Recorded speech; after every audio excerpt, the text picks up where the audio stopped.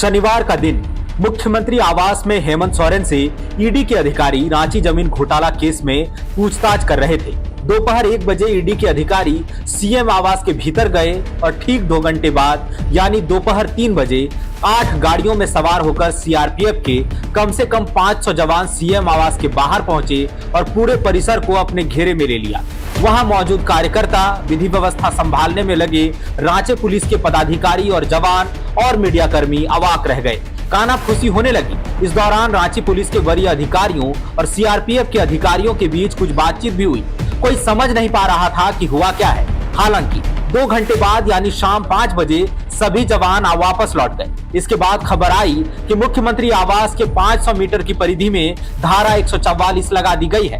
बावजूद इसके सवाल था कि हुआ क्या था, क्यों इतनी बड़ी संख्या में केंद्रीय रिजर्व पुलिस बल के जवान सीएम आवास पहुंचे थे। अब झारखंड में सत्तारूढ़ झामुमो ने इसका पटाक्षेप किया है। झारखंड मुक्ति मोर्चा ने सिलसिलेवार ढंग से यह बताने का प्रयास किया है कि यह पूर्व नियोजित साजिश थी। शनिवार को जमीन घोटाला केस में मुख्यमंत्री हेमंत सोरेन से पूछताछ के दौरान सीएम आवास के बाहर केंद्रीय रिजर्व पुलिस बल की तैनाती को झारखंड मुक्ति मोर्चा ने राष्ट्रपति शासन लगाने की साजिश बताया है। झारखंड मुक्ति मोर्चा ने कहा कि यह संभवतः मौजूदा सरकार को गिराकर वहां राष्ट्रपति शासन लगाने की साजिश के तहत किया गया प्रयास था। झामुमो ने कहा कि जब ईडी की कार्रवाई के मद्देनजर रांची जिला प्रशासन ने ईडी अधिकारियों की सुरक्षा सुनिश्चित की, उनके कार्यालय को पर्याप्त सुरक्षा दी, विधि व्यवस्था संभालने के लिए 2000 से ज्यादा पुलिसकर्मी और वरीय दंडाधिकारियों की नियुक्ति की गई थी, तो वहां सीआरपीएफ जवानों की तैनाती का औचित्य क्या था। झामुमो ने कहा कि केंद्र सरकार की जांच एजेंसियों द्वारा पक्षपातपूर्ण कार्रवाई के विरुद्ध जनता और कार्यकर्ता धरना प्रदर्शन कर रहे थे। इसको लेकर जिला प्रशासन ने धारा 144 लगाई थी।